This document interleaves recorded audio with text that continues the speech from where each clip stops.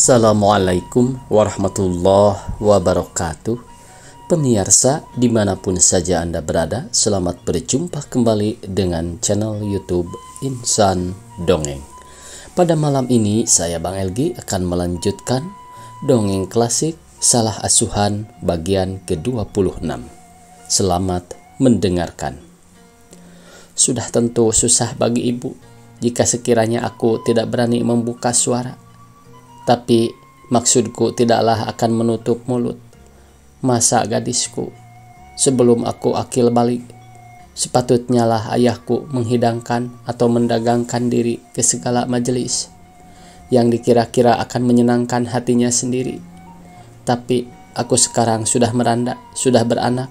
Selayaknya lah bila orang bertanya lebih dahulu, mana sekira-kiranya yang akan menyenangkan hatiku sendiri. Ibu Hanapi terpekur memikir-mikirkan teguhnya hati Rafiah meskipun ia masih terhitung masuk golongan kanak-kanak. Itulah perempuan yang setiap hari dinamakan oleh Hanapi tampan, babu, orang kampung totok, dan sebagainya. Tidakkah engkau takut akan durhaka kepada ayahmu, Pia? Manakah anak yang dengan leluasa akan durhaka pada orang tuanya? Pada keyakinanku, tidaklah ayahku akan memberi jalan kepada anaknya, akan mendurhaka karena ayahku orang terpelajar. Sedang ia pun tak segan-segan menyerahkan anaknya ke sekolah. Aku tidak akan melakukan sesuatu pantangan ayahku, atau akan berbuat sesuatu hal yang akan merendahkan derajatnya, atau mengaibkan nama keluarga kita. Sekali-kali aku tidak berbuat hal yang serupa itu, melainkan aku hendak berhandai-handai dengan ayahku. Bila ia bermaksud hendak melepaskan sakit hatinya kepada kemenakannya, lalu hendak mengorbankan anaknya sendiri, mustahil ayahku yang sangat sayang kepada anaknya yang tunggal ini akan berbuat sesuatu pekerjaan yang akan tambah meracun hati anaknya yang sedang dalam rajam ini. Janganlah ibu cemas tentang itu. Dapatlah aku sendiri menyelesaikannya kelak. Bila ayahku atau mamaku sudah melahirkan, maksudnya berterang-terang. Sepatah umpatan atau sesalan tak akan kuberi jatuh atas ibu, kata Rafiah kepada ibu mertuanya. Ibu Hanapi mengeluh lalu berkata, "Syukurlah demikian teguhnya hatimu, Fiah. Sebagai ibu Hanapi, ada pula lah perasaan riang yang timbul di dalam kalebuku mendengarkan keputusan tuturmu yang berkata bahwa engkau sekali-kali tidak ada ingatan hendak mengganti anakku Hanapi. Tapi sebaliknya lagi, bagaimanakah pula akan nasib anakmu?" Hanapi pun masih kecil waktu ia ditinggalkan oleh ayahnya. Tapi meskipun demikian, sekolahnya masih sempurna juga, meskipun ia tidak berayah tiri. Termenung pula lah ibu Hanapi karena tak ada pula yang akan menjadi jawab baginya. Sesungguhnya sebagaimana dikatakannya di atas tadi, adalah perasaan riang terkandung di sudut-sudut hatinya mendengarkan kata Rafiah bahwa ia tidak akan mengganti Hanapi meskipun dengan siapa jua. Meskipun bagaimana juga fil Hanapi yang sudah-sudah si ibu masih mengandung pengharapan bahwa anak yang sedang tersesat itu lambat launya akan pulang jua kembali, asal sabar ia menanti. Hanapi, Rafiah, Syafi'i, 3 orang makhluk yang dirasanya sebagai darah dagingnya sendiri, tidak akan sehat rasa badannya bila salah seorang dari yang bertiga itu mendapat bencana atau bercerai dari badannya. Keempat mereka itu harus berkumpul, sama kehilir, sama kemudik, baru nyaman hidupnya di dunia ini. Jika orang tua itu kelak akan meletakkan kepalanya buat penghabisan sekali di bantal ketiduran, maka cita-citanya ialah hendak dilepas oleh ketiga orang itu. Oleh karena itu, makin kasihlah ia kepada menantunya demi didengarnya bahwa Rafiah sekali-kali tidak akan mengganti Hanapi. Tadi orang tua itu berkata bahwa nyalah Hanapi dari kaumnya sudah disangkanya bagai kepecahan sebutir telur ayam. Tapi sebenarnya bukanlah demikian, karena ia masih mengharap-harap, masih yakin akan kembali anaknya ke kampung. Koto Anau negeri kecil, jarang-jarang orang jauh datang ke sana meskipun Hanapi sudah hampir setahun bercerai dengan Kori dan hidup di dalam kebimbangan. Tiadalah kabar itu sampai kepada kaum keluarganya, baik yang di Koto Anau maupun yang di Bonjol. Jadi sangka mereka adalah Hanapi masih di dalam kesenangan dan kesukaan juga di kota Ramei bersama istrinya yang disukainya. Sementara itu Syafi'i sudah sadar dari tidurnya, lalu meluncur dari tempat tidur dan mendapatkan ibunya. Meskipun baru berumur 5 tahun, insaf benarlah ia bahwa ibunya hidup di dalam memerangi peruntungan. Jika dilihatnya bahwa ibunya sedang di dalam kesedihan, maka datanglah ia tegak bersandar pada ribaan Rapi'ah dengan tak berkata sepatah jua. Dengan tingkah yang manis berusahalah ia menghiburkan hati ibunya, menghilangkan gundah dan bimbang. Rapi'ah pun insaf benar bahwa anaknya sedang menghiburkan hatinya, tapi janganlah hibur. Semakin pilulah hatinya melihat perangai anaknya yang serupa itu. Hanya sekadar janganlah menyedihkan hati anaknya saja, dipaksa-paksanyalah dirinya tersenyum, lalu menyapu-nyapu kepala anaknya. Pada pagi itu Syafi'i sudah datang pula menghampiri Rafi'ah, lalu menekankan keningnya ke atas ribaan ibunya. Dengan berlinang-linang air mata diraba-rabanyalah sepenuh rambut anaknya sambil berkata, "Kalau engkau sudah besar, nanti engkau masuk sekolah Belanda. Hei Pi." "Sudah tentu, Bu." "Ndak jadi apakah engkau?" Demikian Ibu Hanapi bertanya pula kepada anaknya Syafi'i. Jadi letnan Gaek." "Wah, jangan jadi letnan, sebab kalau engkau jadi letnan, tentu engkau mesti perang," kata ibunya. "Itulah yang kusuka, Ibu. Sekian musuh nanti kusembelih dengan pedangku." "Tidak baik berbunuh-bunuhan dengan sesama manusia, anakku," kata Rapi'ah kepada anaknya Fei. "Sekalian musuh mesti dibunuh saja, Bu." "Meskipun musuh, tapi sekali-kali engkau tidak boleh membunuh orang. Kalau engkau nanti menjadi letnan, engkau turut berperang, maka orang yang hendak kau bunuh itu bukan saja musuhmu, tapi kau kenal pun tidak. Adakah patut jika engkau katakan musuh akan orang yang tidak kau kenal dan tidak kenal kepadamu?" Syafi'i tidak menyahut dengan seketika, melainkan terpekurlah ia mendengarkan perkataan ibunya itu. Akhirnya berkatalah ia, "Ya, tapi orang kampung tidak boleh melawan kepada kita, Bu." "Siapakah orang kampung, Pi?" sahut Rafi'ah kepada anaknya. "Orang Melayu." "Ibumu orang Melayu, Pi. Gaekmu pun orang Melayu pula." "Ibu orang Melayu." "Nah, kalau begitu sudah tentu ibu raja orang Melayu," sahut Pi kepada ibunya. Ibu Hanapi menggoyang-goyang kepalanya berkata dengan sedih, "Paham ayahnya sudah mulai tergambar di dalam kalbu anak-anak ini, Pia. Sebelum bersekolah, hendaklah ia diserahkan mengaji dahulu. Sekalipun ia sudah bersekolah, tapi pelajaran agama kita janganlah ditinggalkan. Salah benar ibu mengasuh Hanapi masa dahulu, karena sedikit pun ia tidak diberi pelajaran agama. Sedang dari kecilnya ia sudah mengasingkan diri daripada pergaulan bangsanya. Mudah-mudahan anak yang seorang ini janganlah hendaknya menurut jejak ayahnya." Rapi'ah menyapu-nyapu rambut anaknya dengan kedua belah tapak tangannya, bertanya pula dengan suara cumbuan, "Siapakah sebenarnya yang kau namakan orang Melayu, Pi?" "Oh, orang yang banyak itu yang berpakaian buruk-buruk. Orang itu serupa dengan kita, Pi. Tidak berlainan sedikit juga. Hanya mereka tidak bersekolah, jadi tidak memerlukan memakai cara kita," sahut ibunya kepada Pi. "Anak-anaknya kotor tidak berbaju, Bu." "Kotornya karena anak-anak itu tidak mandi, Pi. Engkau pun tentu akan kotor pula jika engkau tidak segera mandi. ketika keluar dari tempat tidur, lekaslah ke pancuran, supaya jangan serupa dengan kanak-kanak yang banyak itu, sahut ibunya. Dengan tidak bertangguh lagi, menghamburlah Syafi'i ke tengah rumah, lalu mengambil handuk dan sabun, dan berlarilah ia turun hendak ke pancuran.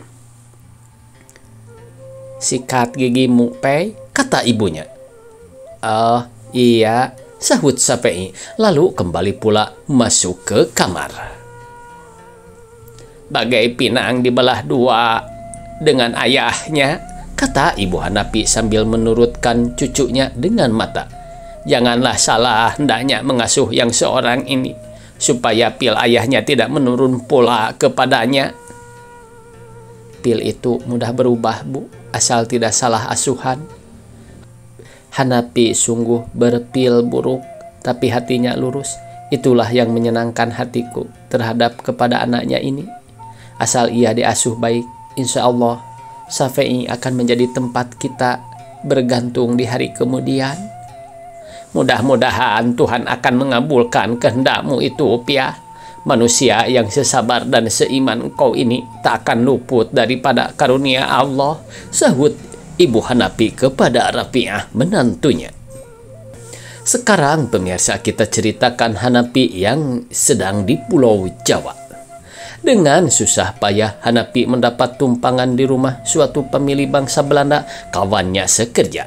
Tuan rumah yang bersahabat dengan Hanapi di tempat pekerjaan sudah menerima kawan itu di rumahnya dengan setulus-tulus hatinya.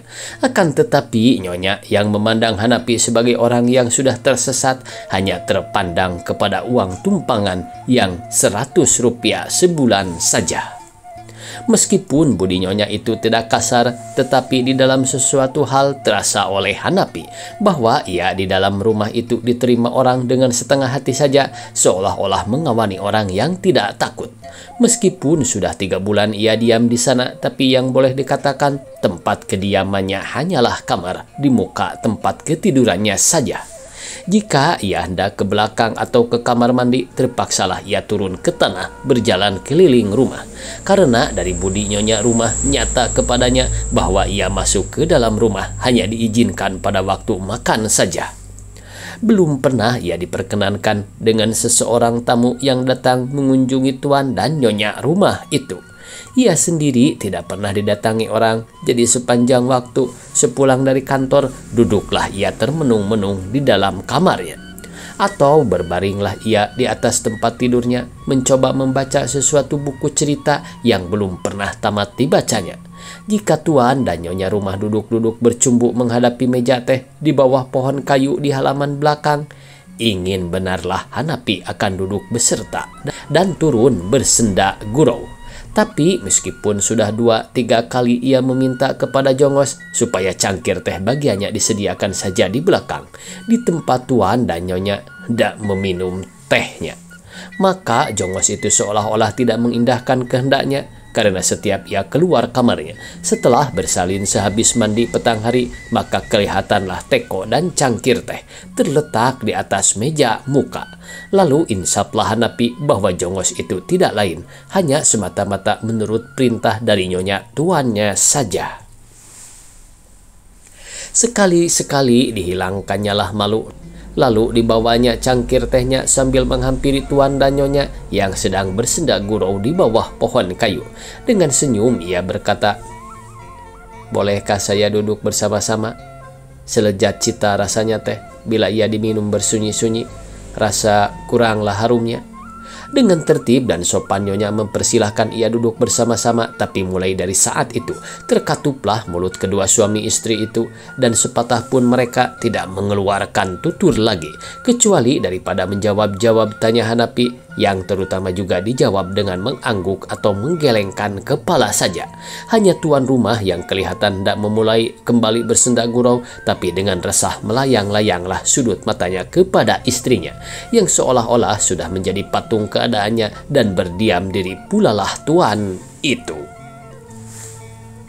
Makin lama makin insaflah Hanapi bahwa yang punya rumah sudah kesempitan karena ia ada di rumah itu. Segala kemerdekaan hidupnya sudah terbatas pula jika ia tidak bisa tidur dan membiarkan lampu listriknya menyala sampai lewat pukul 11 karena ia membaca. Maka pada esok paginya di meja makan tentu akan didengar Nyonya mengeluh berkata bahwa rekening lampu makin lama makin naik. Jika sekali-sekali ia pergi melihat komedi gambar, maka segala salah pula lah lakunya. Bila ia pergi melihat pertunjukan yang kedua sehabis makan malam, pulangnya tengah malam, maka Nyonya menyindir-nyindir kepada orang di sebelah, yaitu seorang anak bujang yang menumpang pula. Kata Nyonya bahwa anak bujang itu tidak sekali jua suka menimbang akan nama baik tuan rumahnya karena setiap malam ia pulang sudah larut. Tentu hal itu akan membawa bahaya pada nama orang baik-baik.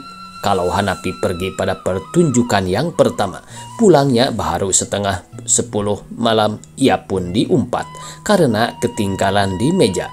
Meskipun ia berkata bahwa ia tak guna dinantikan di meja makan karena buat malam itu ia akan malam di rumah makan, tapi Nyonya menyatakan dengan bersungut, ya, di mana saja boleh makan.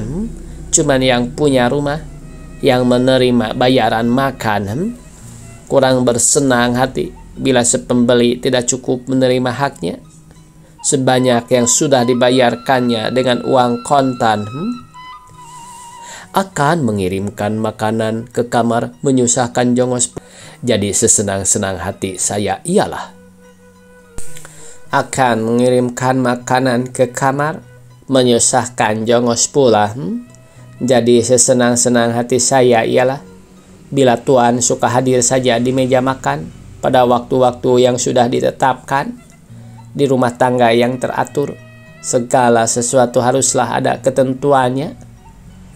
Jadi terpaksalah ia menantikan petang Sabtu karena di malam itulah Tuan dan Nyonya rumah keluar dari rumah melihat komedi. Oleh karena keadaan yang demikian terasalah oleh Hanapi bahwa ia mesti pindah dari rumah itu. Tapi kemana? Telah beberapa orang pemilik ditanya, seorang pun tak suka menerimanya. Tak samar lagi sekalian mereka itu mengandung belas kasihan kepada Kori, sekaliannya sudah berpihak kepada istrinya saja. Kemanakah ia hendak pergi? Akan menumpang di rumah pemilik Bumi Putra? Ia pun masih enggan karena segala sesuatu yang kedapatan di rumah-rumah itu tiadalah berkenan pada hatinya. Hanapi sudah memegang adat Belanda dan ia sudah masuk Belanda, tentulah tak akan senang menumpang di rumah orang Bumi Putra yang pada sangka Hanapi tak pandai membedakan antara sendok dengan garapuh. Hanapi tidur berbaring di tempat tidurnya sambil menyadari untung meskipun peluit pabrik gas sudah berbunyi. Alamat sudah petang pukul 5, tapi ia masih belum hendak keluar dari tempat tidurnya. Melainkan termenung-menunglah ia mengenang-enangkan nasib yang malang. Sebagai mimpi laksana suatu kapal, timbullah segala sesuatu yang sudah terlampau pada kenang-kenangannya. Terpandanglah rumah dan halaman yang disolok. Nampaklah ibunya duduk bersimpuh di atas balai-balai yang ditutup oleh permadani di muka dapur, menghadapi tempat sirihnya. Terdengar suara Rapiah sedang mencumbui anaknya di muka balai-balai itu, sedang Syafei nampak merangkak-rangkak di bawahnya. Hanapi menyapu matanya, meraba-raba kepalanya. Amboi, rindukah ia akan pulang kembali ke kampung halamannya? Inginkah ia hendak bertemu dengan kaum keluarganya? Entahlah, tapi yang baru terasa ialah kepiluan hati setiap-tiap ia mengenangkan kaum keluarga yang ditinggalkan di Solok itu. Di Solok orang memeliharanya bagai menatang minyak penuh, segala yang disukainya ia tinggal mengatakan saja.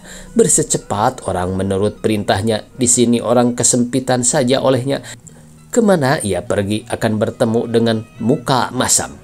Berkira-kiralah ia akan mengeluarkan suara karena bukan saja tidak didengarkan orang, tapi acap kali diterima salah. Sekalian kata-kata orang yang sampai kelilingnya, rasa berduri saja.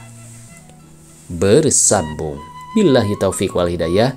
Wassalamualaikum warahmatullahi wabarakatuh.